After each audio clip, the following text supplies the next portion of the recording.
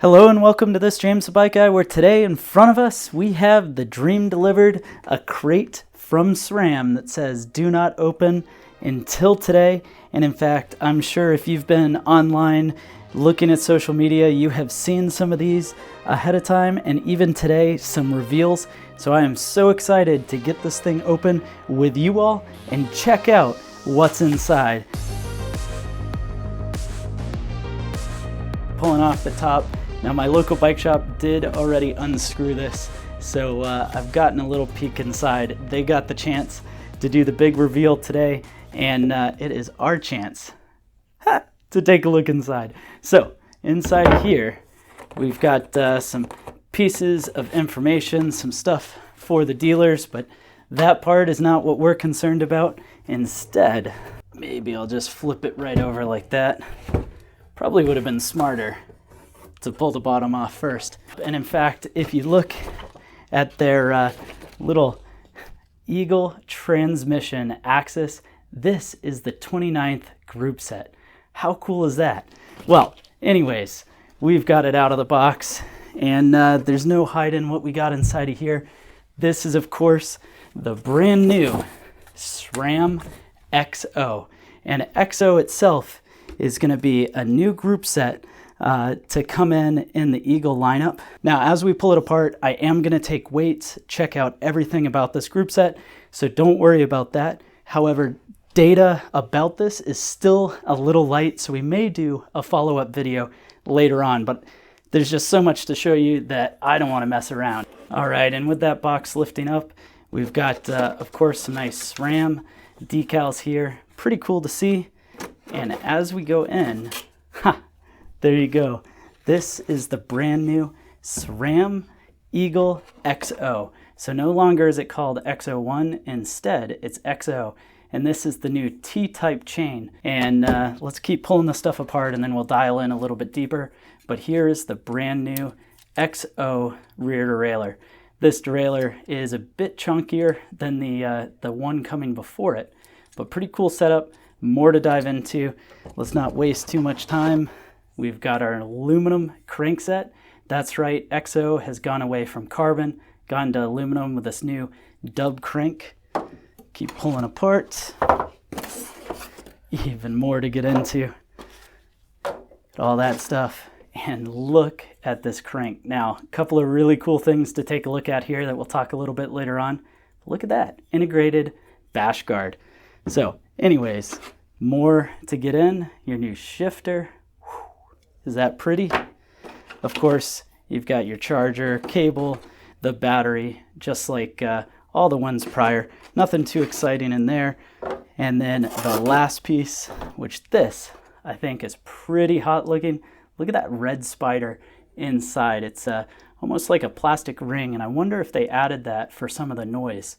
You know, the old XO1 and XX1 cassettes had a little bit of noise to them. This seems to have a dampener.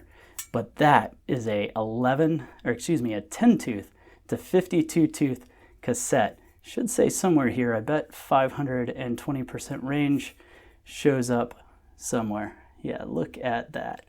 Whew.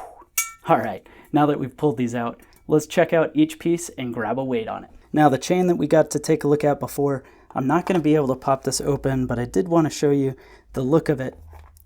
This 12-speed chain, this T-chain is coming through looking really similar to the chain setup with a flat top that they use on their 12-speed road group set. So I'm wondering just how different, if at all, this is compared to the road chains.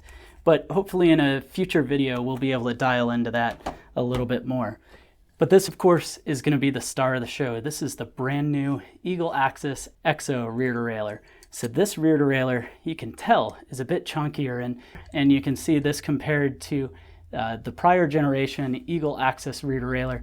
This is definitely chunkier and thicker up top, but amazingly, as it goes in, it narrows in a little bit, and the overall width of this unit, I believe to be a little bit less. But anyways, this that we've got going on here, this XO derailleur, a couple of things to note.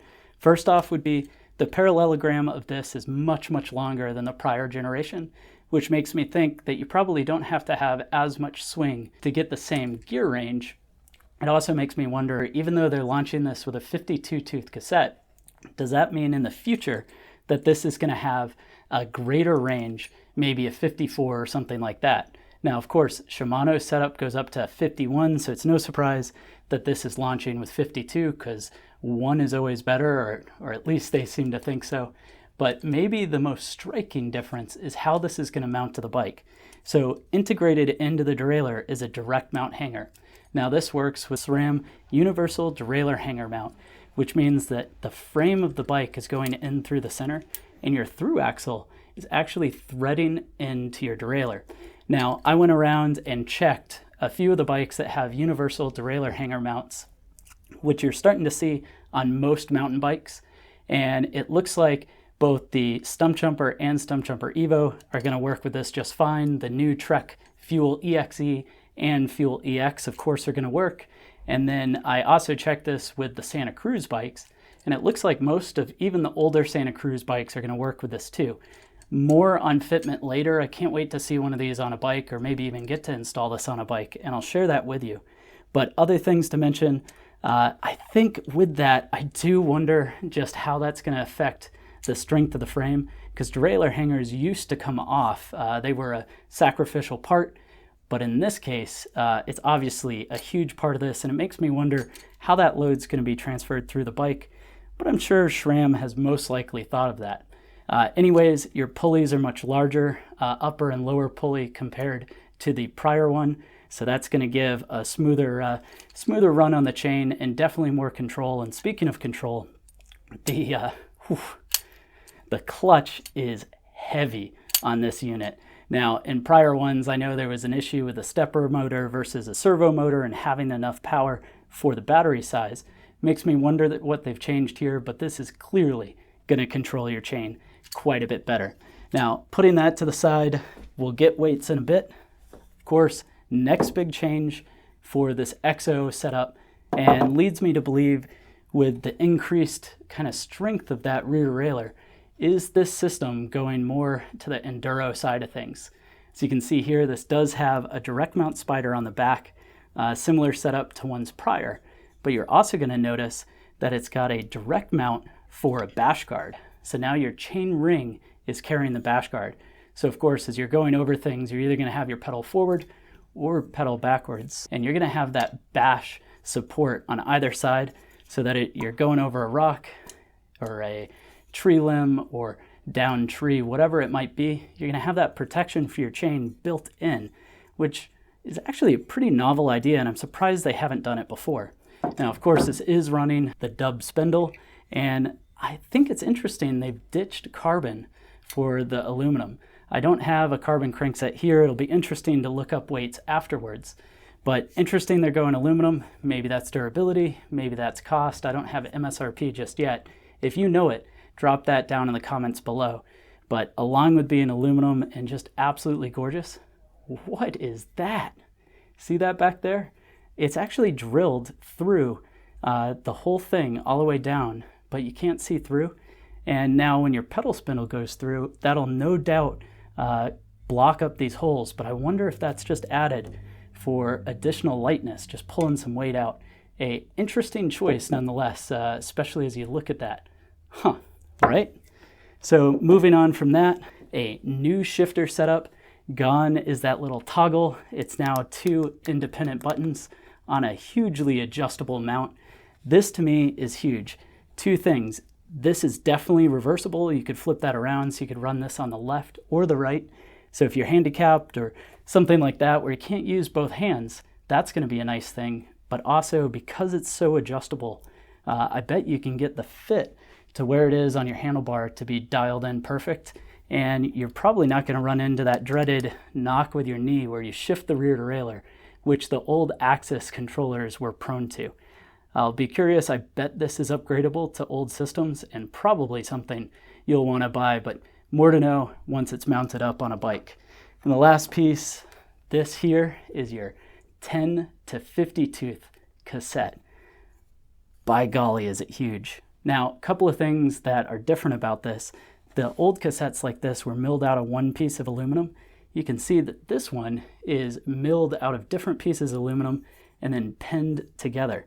So that should be interesting as far as how it's done for cost. I wonder if that adds some strength as well, because you've got all the spider mechanism together. And then in the intro, this almost rubber-like just spider that's put inside of the inside of the cassette really makes me wonder what that's for. I'm betting it's to dampen a little bit of noise, probably to add a cool look to it as well. But let me know your thoughts on what that is about, all down in the comment section below. Well, anyways, you've sat through me talking way too long to not know what things weigh. So now is time for the goodness. So we've got our rear derailleur, of course, without the battery. You know what the batteries weigh, nothing new there. Put this down. Rear derailleur is coming in at 446 grams. Now, if we move on to our crankset, we'll get both sides on here. This crankset is coming in at 715 grams, which 392 of that is the drive side with your chain rings. And this is in 170 millimeter size, it looks like. And then of course, we've got our shifter set up here. That's gonna go onto our scale. They're fairly light, 47 grams. And finally, our cassette. This beauty.